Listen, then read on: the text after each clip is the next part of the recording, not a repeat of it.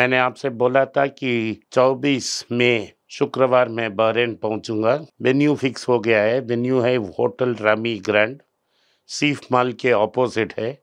4:30 बजे मिल रहे हैं। अगर आप मुझे मिलना चाहें तो नीचे दिए व्हाट्सएप नंबर से हमें संपर्क करें या ईमेल में मेल भेजें। मेरी टीम आपसे बात करेगा। नमस्कार, फिर पैसा बोलता है में आपका स्वागत है। मैं आनंद श्रीनिवासन। आज क्या न्यूज़ है इसके बारे में हम देखेंगे। पहला तो ये है कि जो मार्केट में उत्साह है वो कंटिन्यू होगा यूएस और ग्लोबल मार्केट्स में। इंडिया की जो मार्केट में उथल-पुथल हो रही है वो इलेक्शन के कारण है और जब तक इलेक्शन खत्म नहीं होता ये उथल-पुथल जाता ही रहेगा। जून 4 को जब रिजल्ट आएगा तो अगर विपक्ष कोalition गवर्नमेंट फॉर्म करती है तो मार्केट नीचे आएगा। अगर सत्तारूढ़ पार्टी की बहुमत आती है तो मार्केट ऊपर जाएगा। अगर सत्तारूढ़ दल को मेजॉरिटी से कुछ कम मिलता है और वो कोalition गवर्नमेंट बनाती है तो मार्केट थोड़ा नेगेटिव होगा लेकिन ज्यादातर बरकरार रहेगा। ये 3 सिनेरियो हैं और तीनों सिनेरियो में मार्केट 3 तरह की बिहेवियर कर सकती है। तो आप सब्र से काम लें और जो स्मॉल कैप में निवेश किए हैं, मिड कैप में निवेश किए हैं, ये इधर डायरेक्टली या इनडायरेक्टली माने म्यूचुअल फंड आप स्मॉल कैप में किया हो या मिड कैप में किया हो तो उसको बाहर ले पैसा लेके बैठना ही बेहतर है। क्योंकि अगर प्रचंड बहुमत नहीं आया तो मिड कैप और स्मॉल कैप में बहुत बड़ा करेक्शन आ सकता है। कल और परसों बहुत बड़ा रैली हुआ गोल्ड में। गोल्ड आउंस का 2400 का पार कर लिया है और जब सोमवार मार्केट खुलेगा तो बड़ा मूवमेंट अपवर्ड ट्रेंड आएगा अमेरिका में। तो 6900 तक 22 कैरेट गोल्ड, 7500 तक 24 कैरेट गोल्ड जा सकता है। तो अगर आपको गोल्ड कंसीडर करना है तो यही बेस्ट वक्त है आपको गोल्ड कंसीडर करने के लिए। पहला खबर जो इंडियन स्टॉक मार्केट के बारे में आया है वो है आईडीएफसी फर्स्ट बैंक की। आईडीएफसी फर्स्ट बैंक ने की शेयर होल्डर्स ने आईडीएफसी उनका पेरेंट ग्रुप से मर्जर अप्रूव कर दी है। ये मर्जर के लिए अप्रूवल को एक शेयर होल्डर्स मीटिंग को एनसीएलटी ने कन्वीन की थी। वो मीटिंग में 17th हुई थी। 3/4 of share holders in value जो कंपनी को कंट्रोल करते हैं उन्होंने अप्रूव कर दी। 99.99% नॉन कन्वर्टेबल डिबेंचर जो होल्ड कर रहे हैं उन्होंने भी इस मर्जर को अप्रूवल दे दी है। जिस board IDFC financial holding company, IDFC limited and IDFC bank first bank जुलाई 2023 में इस मर्जर को अप्रूवल दे दी। उस स्कीम के तहत आईडीएफसी शेयर होल्डर्स को आईडीएफसी फर्स्ट बैंक की 155 शेयर मिलेगी। अभी भी आर्बिट्राज 5% है। हम जब 9-10% की आर्बिट्राज तक की समय से इसको कंसिडर कर रहे हैं। नेस्ले शेयर्स 3% ऊपर गए फ्राइडे में। इसका कारण ये है क्योंकि शेयर होल्डर्स ने रिजेक्ट कर दी है high royalty payment to parent company. Parent company Nestle India world wide Nestle को जो रॉयल्टी दे रहे थे उसको बढ़ाया 4.5% से लेके 5.25% तक इंक्रीज किया। ये प्रॉफिट्स का परसेंटेज नहीं है, ये परसेंटेज ऑफ नेट सेल्स है। तो ये शेयर होल्डर्स ने रिजेक्ट की। 71% शेयर होल्डर्स ने इसके खिलाफ वोट दी। तो इसके कारण मार्केट में 2.5% शेयर की बढ़ोतरी हुई। 2508 रुपया पर शेयर हो चुकी है। ये सबसे बड़ा गेनर है सेंसेक्स में। इस क्वार्टर एंडिंग मार्च 2024 में नेस्ले इंडिया ने 9034.17 करोड़ का लाभ कमाया। ये 26.8% increase over last year same quarter है।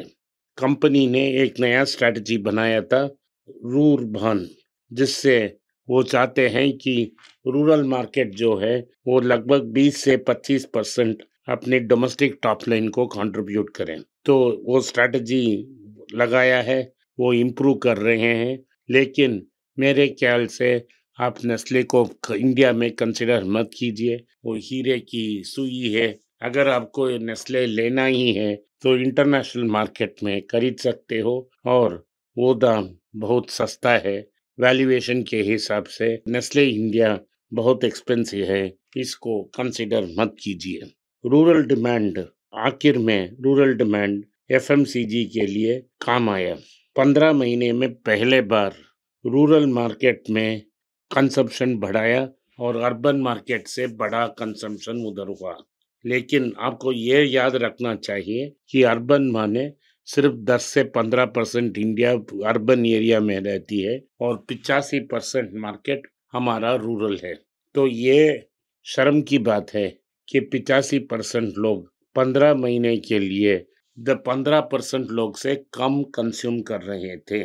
तो ये तो साफ दिखा रहा है कि भारत में एक के शेप रिकवरी है, जहां अमीर और अर्बन एरियाज में और वेल्थी हो रहे हैं और जो मिडिल क्लास और लोअर मिडिल क्लास की श्रेणी में हैं और अर्बन एरिया में ठहरते हैं, उनकी आर्थिक हाल में कोई सुधार नहीं आई है।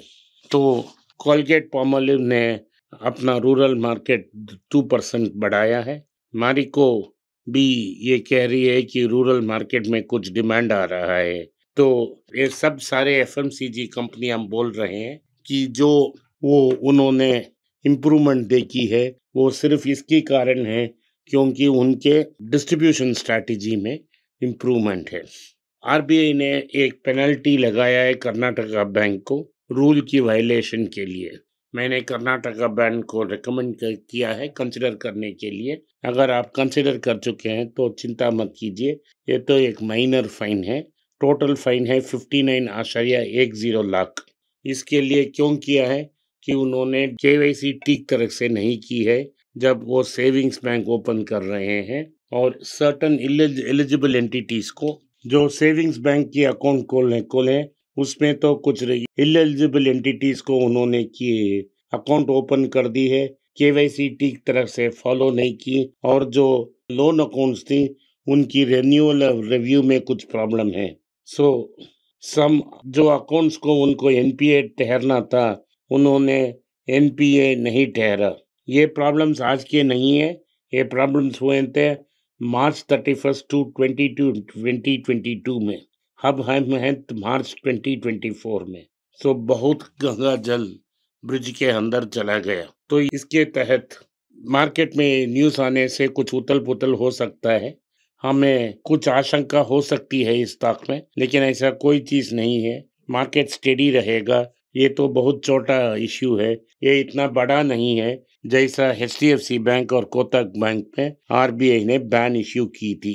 एशियन पेंट्स और बर्जर पेंट्स ने कंपटीशन के लिए तैयार हो गए हैं। मैंने आपको कई बार बताया है कि बुल्लास पेंट में आ रहे हैं और ये भी बताया था कि जेएसडब्ल्यू भी अग्रेसिव होगा।